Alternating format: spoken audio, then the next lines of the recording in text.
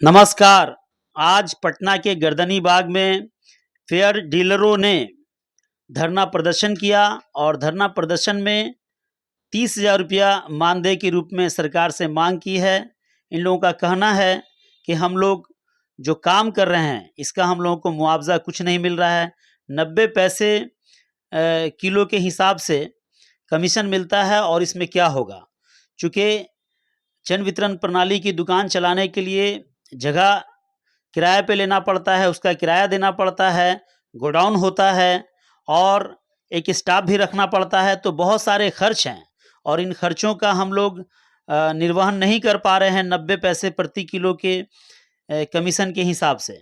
और इस तरह से सरकार पर कई तरह के आरोप लगाए कि राशन भी समय पर नहीं मिल रहा है, राशन भी तौल लिया जाता है, एक बार दी नहीं गई है, इसकी लड़ाई अभी तक हम लोग लड़ रहे हैं। तो ऐसे बहुत सारी बातें हैं जो डीलरों ने सरकार के खिलाफ यहाँ पर धरना प्रदर्शन किया और इन्होंने कहा कि अगर हमें पैसा मुआवजा के रूप में, मानदेय के रूप में, मेहनत के रूप में, काम के रूप में या जो भी समझ लीजिए, अगर 30,000 रुपया नहीं मिलता है तो हम लोग आगे और भी बड़ा उग्र रूप लेंगे। और इसी के साथ आप देखते रहिए।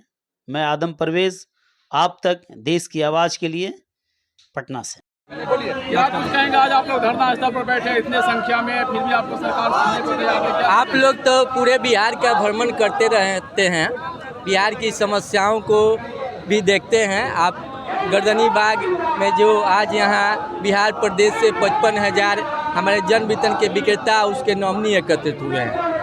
तो एकत्रित होने का मुख्य उद्देश्य जो है वो 55,000 जन वितरण दुकानदारों की एक पीड़ा है।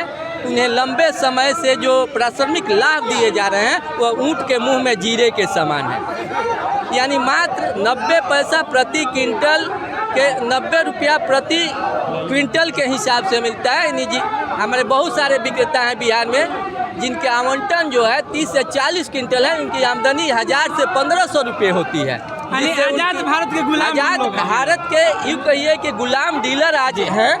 इतनी दिन हो गए देश के आज़ाद हुए बहुत सारे बिहार सरकार ने आंगनबाड़ी सेविका को, आशा को, नियोजित शिक्षकों को, टोला सेवकों को मानदेय देने का काम कर रही है। तो ये जो पीडीएस व्यवस्था है आज से नहीं है, बरसों से चली आ रही है।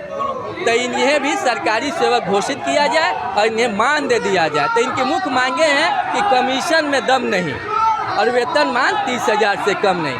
कारण कि इनके भी परिवार हैं, बाल बच्चे हैं।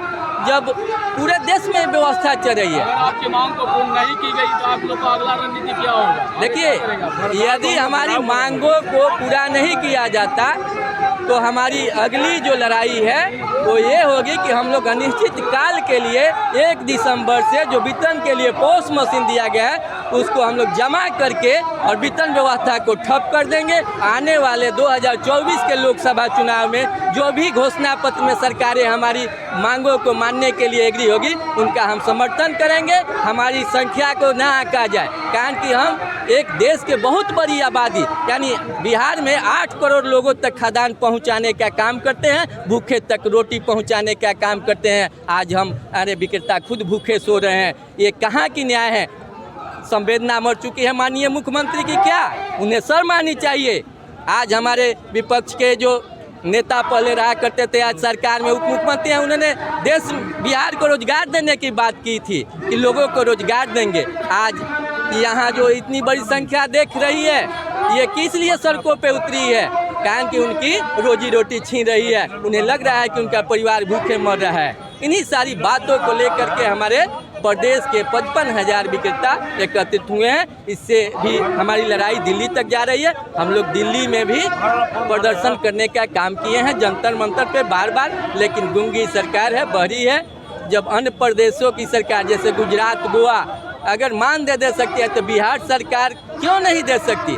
कमीशन भी अन्य राज्यों के तुलना में बिहार सरकार कम देती है, मात्र 90 पैसे, कहीं 2 रुपये है, कहीं 3 रुपये है। एक मरेगा मजदूर की मजदूरी भी नसीब नहीं होता है यहाँ के हमारे विक्रेता को। ये अपनी पीड़ा के लेकर के एकत्रित हुआ है। जी, हम fair price dealer association Chhapra Saran के महामंत्री बच्चा कुमार सिंह मेरा नाम हुआ।